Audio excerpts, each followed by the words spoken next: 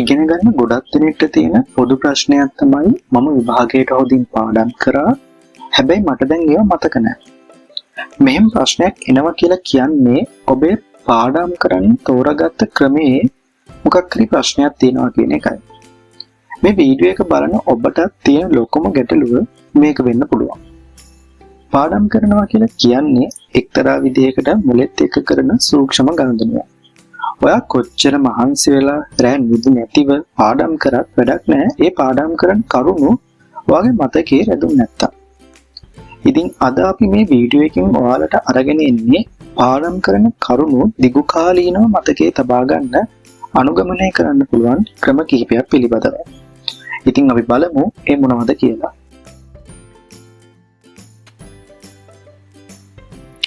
Space රෙපිටිෂන්. Space රෙපිටිෂන් කියන්නේ එකම දේ නැවත නැවත කියවීමක්. නමුත් මේක සිද්ධ වෙන්නේ විශේෂ කාල පරාසයක් භාවිතා කරලා. උදාහරණයක් විදිහට ඔබ අලුත් ඉංග්‍රීසි වචනයක් ඉගෙන ගන්නවා කියලා හිතන්න. ඔබ පළමුවෙන්ම කරන්න ඕනේ අද ඒ ඉගෙන ගන්න එක. ඊළඟට හෙට නැවත මතක් කරන්න. පසු දින 3කට පසු නැවතත් එය කියවා මතක් කරගන්න උත්සාහ කරන්න. ඊට පසු සතියකට පස්සේ, පසු මාසයකට පස්සේ මේ විදිහට විශේෂ කාල පරාසයක් තුළ නැවත නැවත පාඩම් කිරීමෙන් ඒ දිගටම මතක තබා ගන්න පුළුවන් වෙනවා. ඇත්තටම මේ ක්‍රමය ඔබේ මතකය වැඩි කරන්න ඉතාමත් උදව් වන ක්‍රමයක්.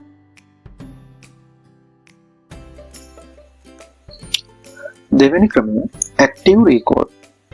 ඔබ ඉගෙනගත්ත කරුණු තනියම මතක් කර ගැනීමට උත්සාහ කිරීමක් තමයි මේකෙදි සිද්ධ වෙන්නේ. ඒ කියන්නේ ඔබ පාඩම් කරන පොත හෝ නෝට් එක බලන්නේ නැතුව මට මේක මතකද කියලා අහලා උත්තරයක් හිතා ගන්න එක. මේකෙදි පොත කියවලා ඉවරයි කියලා හිතන්න එපා. ඒකට ෆ්ලෑෂ් කාඩ්ස් හදාගෙන නැත්නම් ඔබම ප්‍රශ්න අහගෙන උත්තර ලියන්න. මේකෙන් ඔයාගේ බ්‍රේන් එක ඇක්ටිව් කරලා මතක තැබීම වැඩි කරනවා. Visual learning. විෂුවල් ලර්නින් කියන්නේ පාඩම් කරන විට රූප, වීඩියෝ සටහන්, සමරි charts, mind maps, diagrams වගේ අපේ ඇසට පෙනෙන දේවල් භාවිතා කරලා පාඩම් වැඩ කරන එකටයි.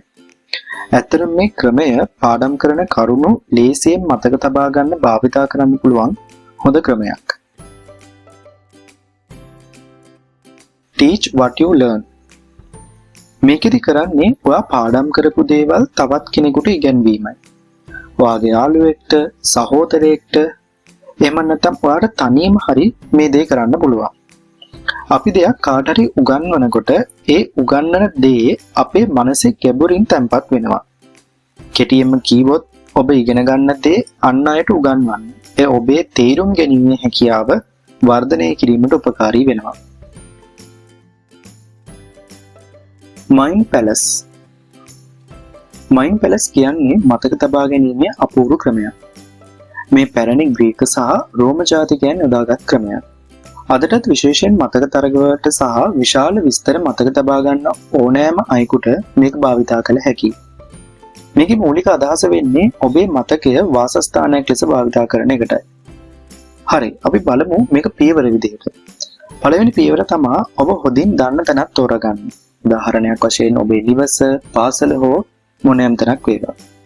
දෙවෙනි පියවර ඒ තැනේ කොටස් හිතන්න. තුන්වෙනි පියවර තමයි ඔබට මතක තබා ගත යුතු දේවල් ඒ තැන්වලට තැබුවා කියලා හිතන්න. හතරවෙනි එක තමයි පසු ඔබේ මනසින් ඒ තැන් ඇතුළට යන්න. මේ විදිහට මේ ක්‍රමය භාවිතා කරලා ඔයාගේ මතක ශක්තියෙන් වර්ධනය කරගෙන ඔයාගේ ඉගෙනීමේ වැඩවලට යොදා ගන්න පුළුවන්. ඉතින් මම හිතනවා මේ වීඩියෝ එක තුළින් ඔබේ ඉගෙනීමේ කටයුතු වලට යම් උපකාරයක් වෙන්න ඇති කියලා. ඉතින් තවත් මේ වගේ වැදගත් සහ වටිනා වීඩියෝ නරඹන්න channel එක subscribe කරලා තියාගන්න කියලා ඔබෙන් ඉල්ලනවා. ඔබට සුබ දවසක්.